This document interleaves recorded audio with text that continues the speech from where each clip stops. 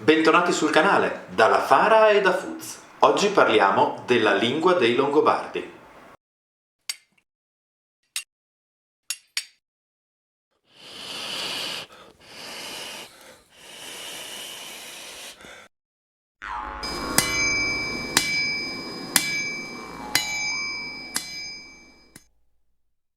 Bene, bentrovati. Innanzitutto un ringraziamento ai nostri Patreon. Vi ricordo che se voleste unirvi a loro trovate il link sia nella parte alta del canale YouTube sia nella descrizione dei video, e a tutti quelli che ci seguono su Instagram e su Facebook, dove poi con noi comunicano. E proprio da queste comunicazioni e da queste richieste deriva l'oggetto del video di oggi, la lingua dei Longobardi. Perché in 2 anni di video dall'inizio della pandemia non abbiamo mai deciso di trattare questo argomento? Beh, perché è un argomento complicato, un argomento spinoso, è un argomento che, quando trattato con tutti i crismi, è quasi esclusivamente per addetti ai lavori. I nostri video sono sempre video introduttivi e quindi anche oggi ci limiteremo a qualche minuto con qualche notizia, ma lascerò in link diversi riferimenti bibliografici per poter approfondire. Ora, partiamo da un presupposto. Perché conoscere la lingua dei Longobardi è così complesso? Prima di tutto perché le fonti a nostra disposizione, per quanto numerose, sono relativamente scarne. Non abbiamo infatti un testo completo in lingua longobarda, né tantomeno un testo completo con un suo omologo in una lingua più nota come il greco o il latino. Non abbiamo, per intenderci, una Bibbia in longobardo come invece l'abbiamo in gotico. Allo stesso modo non abbiamo componimenti poetici o testi completi in longobardo.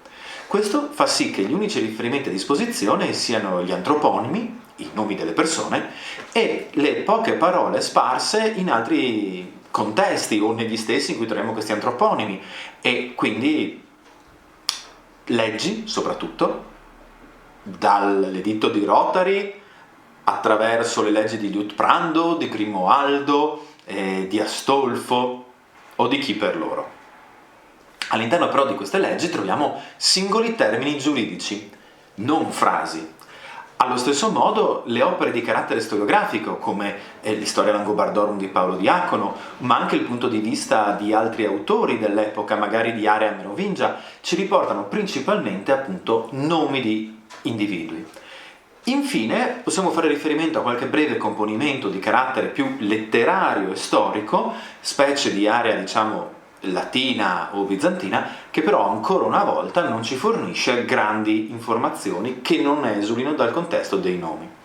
Infine poi l'ultimissima fonte sono le rare iscrizioni, ma anche in questo caso capita spesso che il termine longobardo all'interno di un'iscrizione magari in latino sia appunto il nome. Pensiamo quindi a pietre iscritte o agli anelli sigillo. Vi ricordo che esiste una bella mostra di cui è stato edito un tomo di riferimento che si intitola proprio I Signori degli Anelli. Ecco, alla luce di questi fatti, ovviamente, analizzare la lingua longobarda anche per gli esperti diventa molto complesso. E quindi, sebbene in alcuni casi alcuni aspetti di questa lingua, che è sicuramente una lingua del grande ceppo germanico, diciamo, sebbene alcuni aspetti di questa lingua lasciano intuire un'appartenenza al cosiddetto ceppo occidentale, dall'altra parte alcuni arcaismi la avvicinano al gotico e alle lingue più vicine appunto a questa versione del germanico antico. Come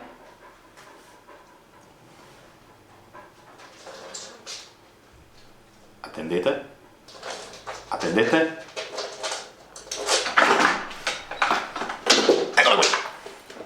È venuta a trovarci Griselda. Come quindi dirimere questi dubbi?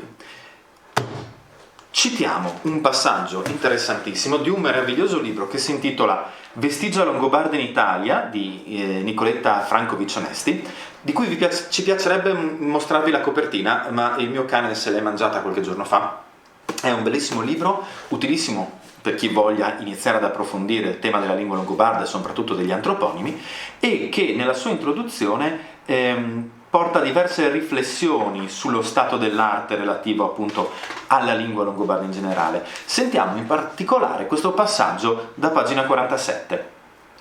Si può dunque dire che l'antichità, insieme al voluto arcaismo delle voci giuridiche, ci fa apparire la lingua come non lontana dal primitivo nucleo germanico, ancora poco differenziato. E si deve inoltre aggiungere che la situazione storica ha portato il longobardo ad essere una lingua periferica al mondo germanico, una lingua eccentrica che si manifesta in terra latina, in forma residuale e addirittura in via di sparizione. Un linguaggio che si era a un certo punto distaccato e allontanato da quelle aree di lingua germanica che avevano contribuito a plasmarne gli aspetti fonetici. Il rumore di tacchetti che sentite è il nostro Irish Wolfhound che insegue Griselda. Come possiamo vedere e ascoltare da questo passaggio, quindi la lingua longobarda ha al suo interno, oltre alla scarsità di fonti, anche diverse caratteristiche che la rendono difficile da inquadrare all'interno delle macro definizioni di germanico orientale o germanico occidentale. Ha degli aspetti di arcaismo che la legano a prima di questa suddivisione e degli aspetti invece evolutivi che gli esperti riconoscono magari come appartenenti maggiormente all'area occidentale. Non possiamo quindi, almeno allo stato attuale delle conoscenze, probabilmente trovare una soluzione a questa definizione. Dobbiamo accontentarci dell'idea di una lingua germanica legata in maniera molto forte alle sue origini e con caratteristiche che si evolvono anche e soprattutto a causa delle condizioni in cui poi è costretta a crescere. Mentre le altre lingue germaniche si trovano in un substrato dove andranno spesso, non sempre, ma a sostituirsi al latino e dandoci quindi una visione della loro crescita ed evoluzione, la lingua longobarda, anche per la scarsità di individui parlanti longobardo nella penisola italiana, si trovava invece in un contesto in cui era destinata ad estinguersi, probabilmente già a partire dal VII secolo, e nell'VIII è difficile che qualcuno parlasse longobardo, se non magari in alcune piccole isole, soprattutto a livello familiare. E quindi dobbiamo paragonarlo al destino di alcuni dialetti in questo momento della nostra storia o di alcune lingue minoritarie che si vedono assottigliare sempre di più il numero di parlanti.